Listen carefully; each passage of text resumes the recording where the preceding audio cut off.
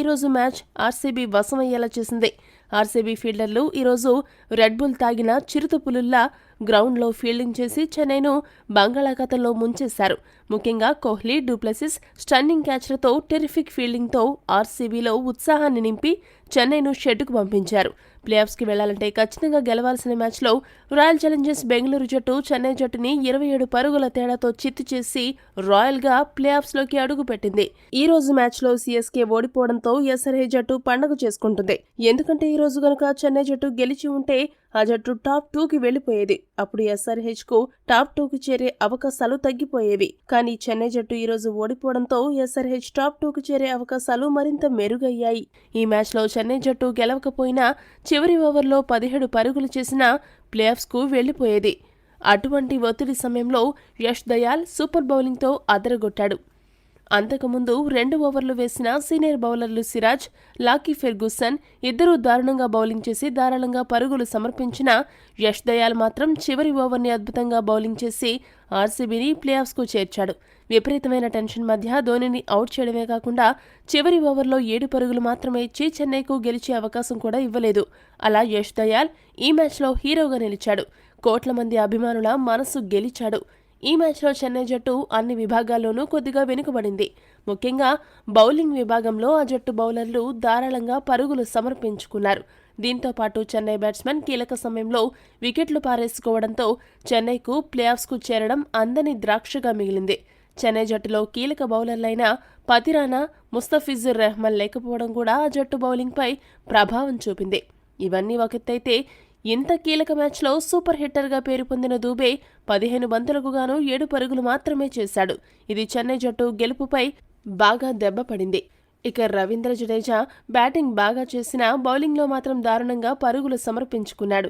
ప్రపంచ కప్కు ఎంపికైన ఆటగాళ్లు సెలెక్ట్ అయినప్పటి నుండి తమ స్థాయికి తగ్గ ఆటతీరు తమ విభాగాల్లో కనపరచకపోవడం టీమిండియా అభిమానులకు గుబులు పుట్టిస్తుంది. ప్రపంచ కప్ సమయానికైనా వీరు గాడిలో పడతారేమో చూడాలి. ఇక ఈ మ్యాచ్ హైలైట్స్ విషయానికి వస్తే టాస్ గెలిచిన చెన్నై సూపర్ కింగ్స్ జట్టు తెలివిగా మొదట బౌలింగ్ చేయాలని నిర్ణయించుకుంది. బ్యాటింగ్కు దిగిన రాయల్ ఛాలెంజర్స్ బెంగళూరు జట్టుకు ఓపెనర్లు కోహ్లీ, డూప్లెసిస్ ఇద్దరూ కలిసి మెరుపు ఆరంభాన్నిచ్చిన వర్షం మధ్యలో అంతరాయం కలిగించింది. వర్షం తర్వాత ఓపెనర్లు కొద్దిగా నెమ్మదించారు. కోహ్లీ దూకుడుగా ఆడినా డూప్లెసిస్ మాత్రం కొద్దిగా నెమ్మదిగా ఆడాడు. వీరిద్దరూ కలిసి 10 ఓవర్లకు గాను 78 పరుగులు మాత్రమే జోడించడం జరిగింది. 29 బంతుల్లో 162 స్ట్రైక్ రేట్తో కోహ్లీ 47 పరుగులు చేసి సాంట్నర్ బౌలింగ్లో అవుట్ అయ్యాడు. ఆ తర్వాత గేర్ మారుస్తాడనుకున్న డూప్లెసిస్ 39 బంతుల్లో 138 స్ట్రైక్ రేట్తో 54 పరుగులు చేసి రన్అట్ అయ్యాడు. నత్తనడకన సాగుతున్న రాయల్ ఛాలెంజర్స్ బెంగళూరు స్కోరును రజత్ పాటీదార్, కామరూన్ గ్రీన్ చితక్కొట్టుడు కొట్టి టాప్ గేర్లోకి తీసుకువెళ్లారు. వీరిద్దరి దెబ్బకు రాయల్ ఛాలెంజర్స్ బెంగళూరు స్కోరు పరుగులు తీసింది. పాటీదార్ మరోసారి మిడిల్ ఆర్డర్ ప్రతాపం చూపించి 23 బంతుల్లో 178 స్ట్రైక్ రేట్తో 4 సిక్సర్లు 2 బౌండరీల సాయంతో 41 పరుగులు చేసి ఠాకూర్ బౌలింగ్లో అవుట్ అయ్యాడు. ఇక చివర్లో వచ్చిన కార్తిక్ 6 బంతుల్లో 14 పరుగులు, మ్యాక్స్వెల్ 5 బంతుల్లో 16 పరుగులు చేయగా చివరి వరకు అజేయంగా నిలిచిన కామరూన్ గ్రీన్ 17 బంతుల్లో 224 స్ట్రైక్ రేట్తో 3 సిక్సర్లు 3 బౌండరీల సాయంతో 38 పరుగులు చేసి కాకపుట్టించాడు. చివర్లో ఆర్సీబీ బ్యాట్స్మెన్ అందరూ మెరుపులు మెరిపించడంతో బెంగళూరు జట్టు 20 ఓవర్లకు గాను 5 వికెట్లు నష్టపోయి 218 పరుగులు చేయగలిగింది. చెన్నై బౌలర్లలో శార్దుల్ ఠాకూర్ 2 వికెట్లు, సాంట్నర్, తుషార్ దేశ్పాండే చెరకు వికెట్ను పడగొట్టారు. ఈరోజు మ్యాచ్లో రవీంద్ర జడేజా, ఠాకూర్, తుషార్ దేశ్పాండే భారీగా పరుగులు సమర్పించుకున్నారు. 219 పరుగుల విజయ లక్ష్యంతో బరిలోకి దిగిన చెన్నై జట్టుకు మొదటి బంతికే దిమ్మ తిరిగే షాక్ తగిలింది. అద్భుతమైన ఫామ్లో ఉన్న రుతురాజ్ గైక్వాడ్ మ్యాక్స్వెల్ బౌలింగ్లో గోల్డెన్ డకౌట్ చేశాడు. 1 డౌన్లో వచ్చిన డారెల్ మిట్చెల్ 4 పరుగులు మాత్రమే చేశాడు. 19 పరుగులకే 2 వికెట్లు కోల్పోయిన చెన్నై జట్టు కొద్దిగా డిఫెన్స్లో పడింది. ఇటువంటి సమయంలో ఓపెనర్ రాచిన్ రవీంద్ర 4వ స్థానంలో వచ్చిన రహానే ఇద్దరూ కలిసి 3వ వికెట్కు 66 పరుగుల భాగస్వామ్యాన్ని నెలకొల్పారు. మంచి ఫ్లోలో సాగుతున్న రహానే బ్యాటింగ్ 22 బంతుల్లో 150 స్ట్రైక్ రేట్తో 33 పరుగులు చేశాక ఫెర్గూసన్ బౌలింగ్లో బ్రేక్ పడింది. ఒకవైపు వికెట్లు పడుతున్నా రాచిన్ రవీంద్ర మాత్రం సూపర్ బ్యాటింగ్తో రఫాడిస్తూ దూసుకెళ్లాడు. స్కోర్ బోర్డును పరుగులు పెట్టించాడు.